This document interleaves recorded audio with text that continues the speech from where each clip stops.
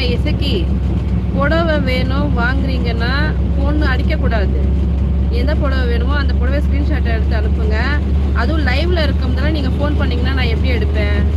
லைவ்ல இருக்கோம்னா நீங்கள் ஃபோன் பண்ணக்கூடாது. நான் லைவை பார்ப்பேன்னா உங்கள்கிட்ட ஃபோன் பேசுவேன் நான்.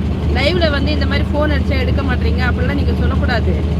நீங்கள் முதல்ல ஃபோனே பண்ணக்கூடாது, சரிங்களா? நான் நம்பர் வந்துட்டு உங்களுக்கு புடவை வேணும்னா ஸ்க்ரீன்ஷாட் எடுத்துட்டு வாட்ஸ்அப் வாங்கன்னு சொன்னேன். வாட்ஸ்அப்பில் அந்த ரேட் கேளுங்க, நான் சொல்கிறேன்.